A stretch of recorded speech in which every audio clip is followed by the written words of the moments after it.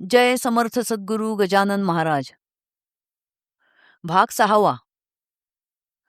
शेगावातील चंदुमुकीन नावाचा गृहस्थ गजानन महाराजांचा निस्सीम भक्त होता. तो ज्येष्ठ महिन्यातला दिवस होता. गजानन स्वामींभोवती भक्त आदराने बसले होते.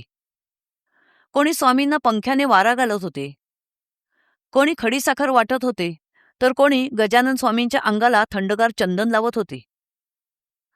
कोणी त्यांच्या गळ्यात हार घालत होते, तर कोणी आंबे कापून फोडी स्वामींच्या हातात देत होते. तेव्हा तेथे असलेल्या चंदुमुकींना गजानन स्वामी म्हणाले की मला आंबे नकोत, तुझ्या उतरंडीत 2 कानवले आहेत ते आण जा. त्यावर चंदुमुकीन म्हणाला, गुरुराया, आता कानवले कुठून उरले असणार? आपली इच्छा असल्यास ताजे कानवले तळून आणतो. तेव्हा गजानन स्वामी म्हणाले, मला ताजे कानवले नकोत, तुझ्या उतरंडीतले कानवलेच हवे आहेत. उगाच सबबी सांगून वेळ काढू नकोस, गुरुपाशी खोटे बोलू नकोस, जा कानवले घेऊन ये. तेव्हा आजूबाजूचे लोक चंदूला म्हणाले की लवकर घरी जा आणि बघून ये, संतवाणी कधीही खोटी ठरणार नाही. मग चंदू घरी गेला. त्याने पत्नीला विचारले की आपल्या उतरंडीवर 2 कानवले उरले आहेत का? तेव्हा त्याची पत्नी म्हणाली, मी कानवले अक्षय तृतीयेच्या दिवशी केले होते, ते तर त्याच दिवशी संपून गेले आणि त्याला सुद्धा 1 महिना होऊन गेला. आता आपल्या घरात कानवले कुठून शिल्लक असणार? हवे असल्यास मी गजानन स्वामींसाठी ताजे कानवले तळून देते. कानवल्यांच्या साहित्यासाठी बाजारात जायचीही गरज नाही, सगळे सामान घरातच आहे, थोडे थांबा. त्यावर चंदू म्हणाला, ताजे नकोत, तू उतरंडीवर जे 2 कानवले ठेवले होतेस तेच गजानन स्वामींना हवे आहेत. त्यांनी मला जे सांगितले तेच मी तुला सांगतो आहे. जरा आठवून पहा, उतरंडीवर कानवले ठेवले आहेत का ते. चंदूची पत्नी विचार करू लागली. तेव्हा तिला आठवले आणि ती पतीला म्हणाली, हो की, समर्थांचे बोलणे खरे आहे. अक्षय तृतीयेच्या दिवशी उरलेले 2 कानवले मी उतरंडीवर ठेवले होते. मी ते पूर्णपणे विसरून गेले. पण त्याला आता 1 महिना होऊन गेला. त्यावर बुरसा आला असेल, ते अजिबात खाण्याच्या योग्यतेचे राहिले नसतील. असे म्हणून तिने सर्व उतरण शोधली. कानवले ज्या खापराच्या कळशीत ठेवले होते त्यात वाकून बघता तिला 2 कानवले दिसले. ते थोडे सुकले होते, पण त्यांच्यावर बुरसा अजिबात आला नव्हता. कानवले बघून दोघे पती पत्नी आनंदाने म्हणाले, धन्य साधू गजानन समर्थ सिद्धयोगी. मग चंदूने ते 2 कानवले आणून गजानन स्वामींना दिले. कानवले बघून लोकांना आश्चर्य वाटले. त्यांना कळले की गजानन स्वामी भूत, भविष्य व वर्तमान जाणणारे त्रिकालज्ञ आहेत. जशी रामाने शबरीची बोरे प्रेमाने खाल्ली, तसेच चंदूचे ते चुकलेले कानवले गजानन स्वामींनी मोठ्या प्रेमाने भक्षण केले. शेगावच्या दक्षिणेला असलेल्या चिंचोली गावात माधव नावाचा एक गृहस्थ होता. त्याचे वय 60वर आले होते. देहाला क्षीणता आली होती. तरुणपणी संसार हेच त्याचे ब्रह्म होते. माधवची बायको मुले मरून गेली होती. तो एकटाच मागे उरला होता. जी चीजवस्तू होती ती संपली होती. त्याला काळजी वाटू लागली की आता आपले कसे होणार. तो देवाला आळवू लागला की आयुष्यभर ज्या संसारात रमलो तो आता संपला. तुला मी क्षणभरही आठवले नाही. आता तुझ्या वाचून मला कोण वाली? तुझ्या वाचून माझे हे आरण्यरुदन कोण ऐकेल? शेवटी तो शेगावात आला आणि स्वामी गजाननाच्या दारात येऊन बसला. त्याने अन्नपाणी त्यागून उपोषण आरंभले. तो सतत नारायणाचा जप करू लागला. असा पूर्ण 1 दिवस गेला, पण तो उठला नाही की अन्नपाणी घेतले नाही. तेव्हा गजानन स्वामी त्याला म्हणाले, माधवा, असे करणे बरोबर नाही. हे हरीचे नामस्मरण पूर्वीच का केले नाहीस?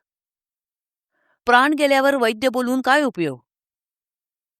तरुणपणी ब्रह्मचारी आणि म्हातारपणी करसी नारी. घर पेटल्यावर विहीर खणून काय उपयोग? ज्या कन्या व पुत्रांमध्ये तू रमून गेलास ते शेवटी तुला सोडून गेले. तुझ्या कर्माची फळे भोगणे तुला भाग आहे. ती भोगल्या वाचून तुझी सुटका होणार नाही. तेव्हा हा हट्टीपणा टाकून दे आणि विवेकाने वाग. स्वामींचा हा उपदेश ऐकूनही माधवाने आपला उपोषणाचा हट्ट सोडला नाही. त्याला जेवू घालण्याचे लोकांचे सर्व प्रयत्न वाया गेले. कोणाचंही न ऐकता माधव हरीचे नामस्मरण करत गजानन स्वामींजवळ बसून राहिला. रात्र झाली. रात्रीच्या 2 प्रहराला किर्र काळोखात आसपास कोणीही नाही असे बघून गजानन स्वामींनी लीला केली. त्यांनी भयंकर रूप धारण केले. जसा काही दुसरा यमच पसरून माधवावर त्याला भक्षायला धावून आला. गजानन स्वामींचे ते अकराळ विक्राळ रूप बघून माधव भयंकर घाबरला. त्याच्या छातीत धडकी भरली. छाती धाडधाड उडू लागली. तोंडाला बुडबुडा आला. तोंडातून शब्द फुटेना. त्याची ही स्थिती पाहून गजानन स्वामींनी सौम्य रूप धरले आणि गरजून म्हणाले, हेच का तुझे धीटपण? तू काळाचे भक्ष आहेस. काळ तुला असाच खाईल. त्याची चुणूक मी तुला दाखवली. पुढे काय होईल त्याचा अनुभव तुला दिला. हे ऐकून माधव गजानन स्वामींना शरण जाऊन म्हणाला, स्वामी, यमलोकाची वार्ता तेवढी टाळा. आता जगणे नको. तुम्हाला मी शेवटची विनंती करतो की मला वैकुंठात पाठवा. ज्याला संत भेटतात त्याचा यमलोक टळतो. माझ्या पातकांच्या जरी राशी असल्या तरी त्या जाळणे तुम्हाला मुळीच अशक्य नाही. मी काहीतरी पुण्य केले होते म्हणून तुमचे चरण पाहिले. मला तुमचे दर्शन घडले. त्यावर स्वामी म्हणाले, पतितांचा उद्धार संतच करतात. माधवा, आता तुझे मरण जवळ आले आहे, तेव्हा गाफील राहू नकोस. श्रीमन्नारायण नारायण असे भजन सतत कर. आणि तुला जर अजून जगण्याची आस असेल तर मी तुझ्या आयुष्याची वाढ करतो. इच्छा असल्यास सांग. त्यावर माधव उत्तरला, गुरुराया, या खोट्या प्रपंचमायेत आता मला पुन्हा गोवू नका. मला हे आयुष्य जगण्याची अजिबात इच्छा नाही. त्यावर गजानन स्वामी म्हणाले, तथास्तु. तू जे मागितलेस ते मी तुला दिले. आता तुझे पृथ्वीवर जन्माला येणे संपले. अशा रीतीने गजानन स्वामींचा व माधवाचा गुप्त संवाद झाला. मग माधवाचे इहलोकीचे भान हरपले. जन म्हणू लागले, उपवासाने माधवाचे डोके फिरले आहे म्हणून हा वेडाचार करतो आहे. नाना जनकल्पना उठल्या. नंतर गजानन स्वामींच्या सान्निध्यात माधवाचे देहावसन झाले. गजानन कृपेने त्याचे जन्ममरण संपले. एके दिवशी गजानन महाराजांनी सर्व शिष्यांना बोलावले व सांगितले की माझी इच्छा आहे की येथे वैदिक ब्राह्मण बोलवून वसंत पूजा करावी, मंत्र जागर करावा आणि वेदश्रवणाचा आनंद घ्यावा. घनपाठी ब्राह्मणांना पेढे, बर्फी, आंब्याची भिजली डाळ व 1 रुपया दक्षिणा असे द्यावे. शिष्य म्हणाले, सांगाल तो खर्च करू, पण वैदिक ब्राह्मण मिळणे हीच अडचण आहे. त्यावर महाराज म्हणाले, तुम्ही उद्या पूजेची तयारी करा. तुमच्या वसंत पूजेसाठी श्रीहरी ब्राह्मण धाडील. मग काय विचारता, सगळे आनंदाने तयारीला लागले.